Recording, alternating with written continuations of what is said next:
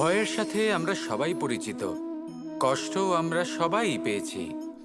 কখনো কখনো আমরা অসুস্থ হয়ে পড়ি, আর এমন সময় হলে মাতার মমতা, কখনো বাবার স্নেহ, কখনো বন্ধুদের পাশে থাকার অনুভূতি আমাদের রোগ নিরাময়ে সাহায্য করে।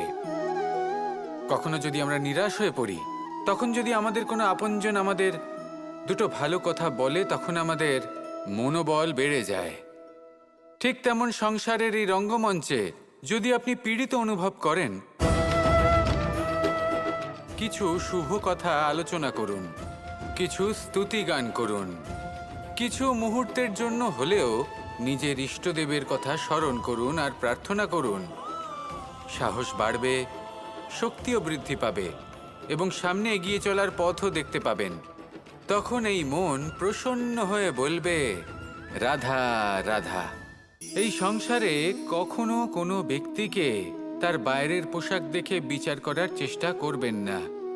এটা খুব বড় ভুল করবেন। যেমন আমরা জীবনে অনেক সময় এমন করি।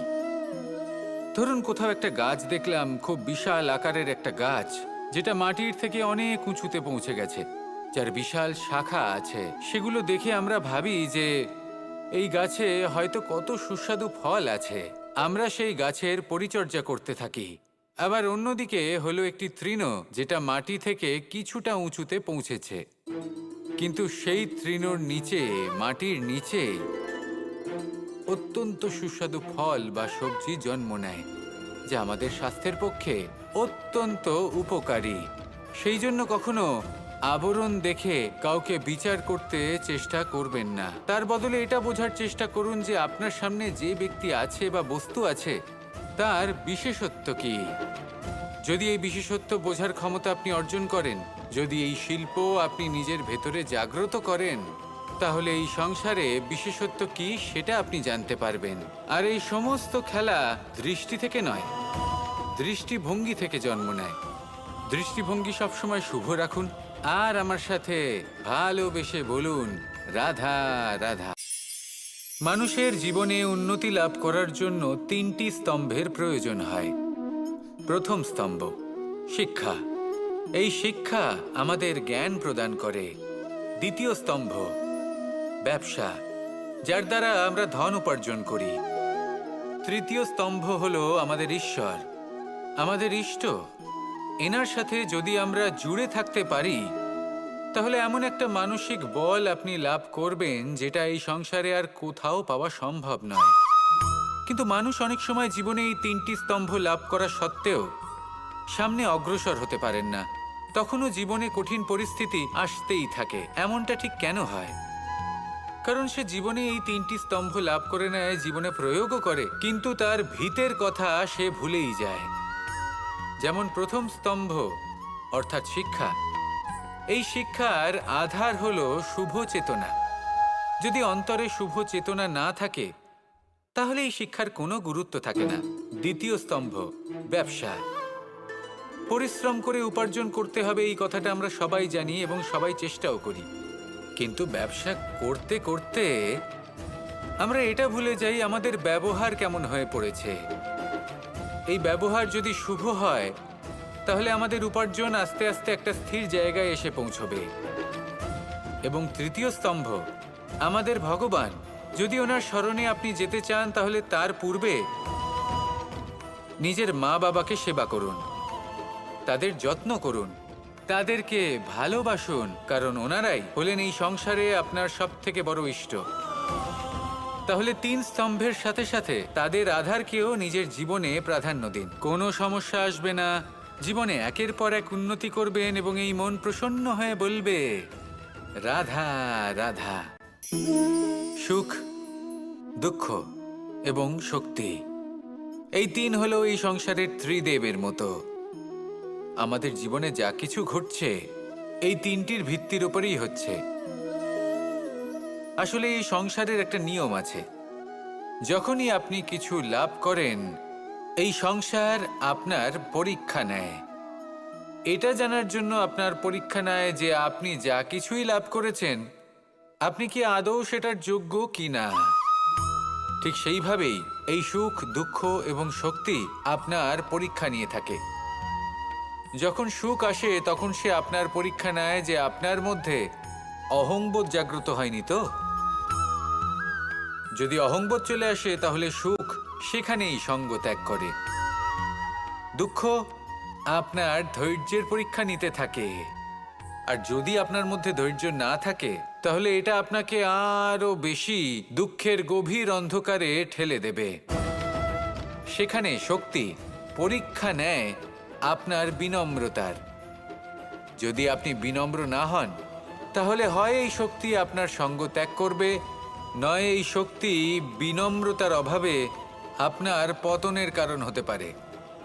এই সংসারে যে কোনো ব্যক্তি যিনি এই পরীক্ষায় উত্তীর্ণ হয়ে থাকেন, এই জীবনে তিনি সাফল্য লাভ করেন।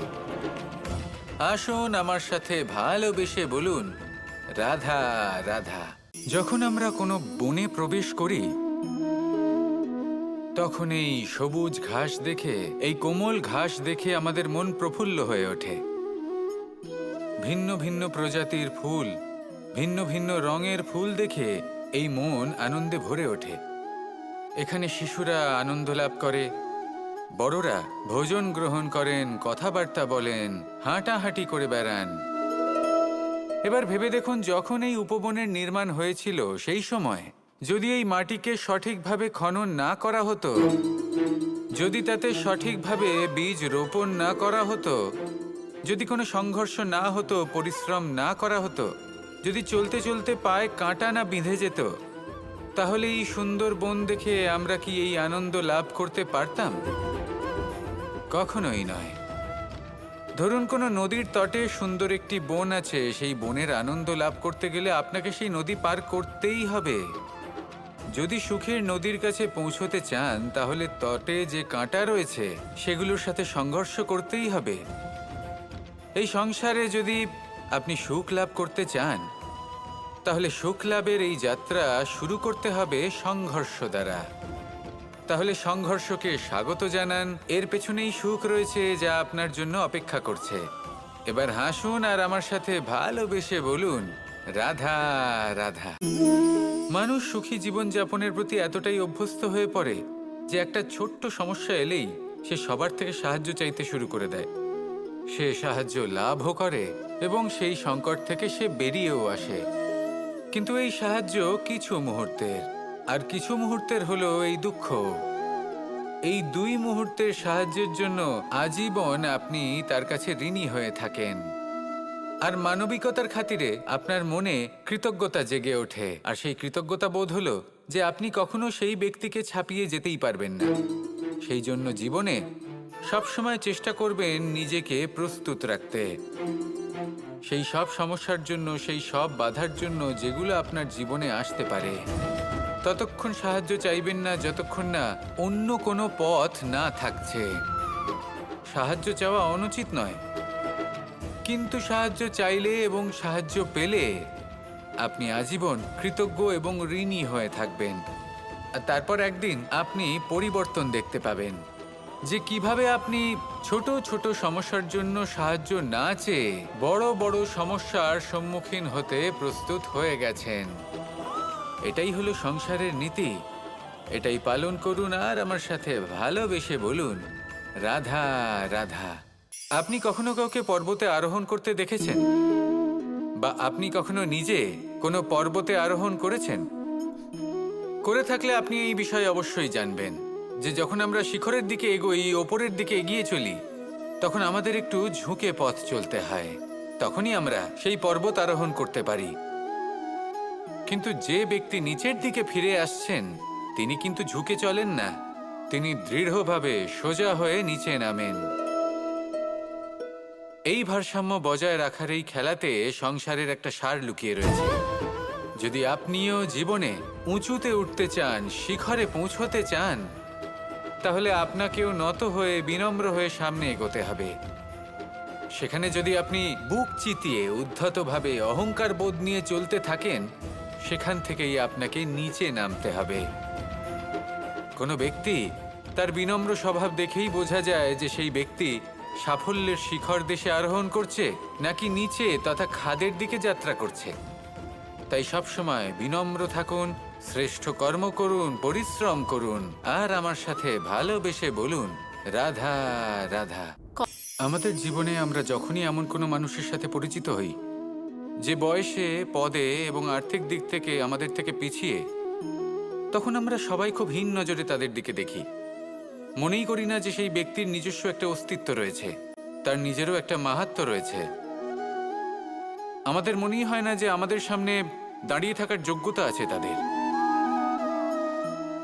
চলুন আপনাকে একটা প্রশ্ন করি, শূন্যের নিজস্ব মূল্য কোথায়?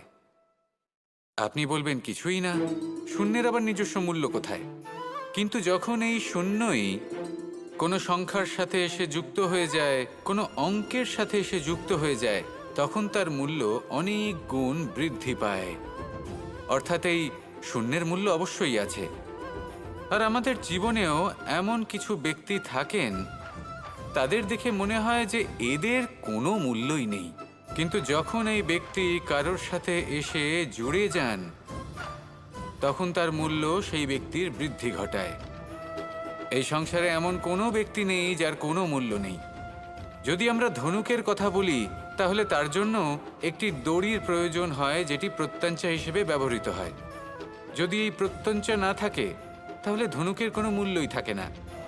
যদি প্রত্যঞ্চা না থাকে, তাহলে ধনুকের অস্তিত্ব অসম্পূর্ণ থেকে যায়। এই সংসারে যে কোনো ব্যক্তি হোক বা যে কোনো বস্তু হোক, প্রত্যেকের নিজস্ব একটি মূল্য আছে।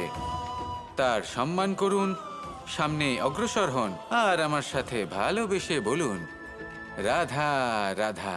রাধা কখনো কখনো আমার জন্য বড়ই সুগন্ধি আতর নিয়ে আসে, পারিজাত ফুলের মালা নিয়ে আসে আমার প্রসাধন করবে বলে, এবং আমার সব থেকে বেশি প্রিয় মাখন নিজে হাতে বানিয়ে আনে আমাকে নিজে হাতে খাইয়ে দেবে বলে, সবকিছু আমাকে প্রসন্ন করবে বলে। কিন্তু আপনি কখনো ভেবেছেন যে এই আতর কিভাবে বানানো হয়? সহস্র ফুলের পাপড়ি একসাথে পিষে নিতে হয়, তারপরে তার থেকে যে রস নিঃসৃত হয়, সেই রস দ্বারাই আতর তৈরি হয়। অনেক সংখ্যক ফুলকে অসীম যন্ত্রণা ভোগ করতে হয়, তবে তারা আমার প্রসাধন সামগ্রী হয়ে উঠতে পারে। দুধ থেকে মাখন তৈরি করার জন্য কতটা পরিমাণ মন্থন সহ্য করতে হয় সেটা আপনি জানেন। ঠিক সেই রকমই হলো আমাদের জীবন। বিপদও আসে, কঠিন পরিস্থিতিও আসে। এর সম্মুখীন হতে শিখুন। মনে রাখবেন, আপনি হলেন সেই দুধ যাকে মন্থন সহ্য করতে হবে মাখন হয়ে ওঠার জন্য। মনে রাখবেন, আপনি হলেন সেই ফুলের মতো যাদের মিষ্ট হতে হবে সুগন্ধি আতর হয়ে ওঠার জন্য, যাকে সংসার পছন্দ করে। কখনো কখনো জীবনে আপনার সাথে খারাপ শুধুমাত্র এই কারণে ঘটে যাতে আপনার শ্রেষ্ঠ রূপ এই সংসারের সামনে আসতে পারে। শুধুমাত্র কঠিন পরিস্থিতি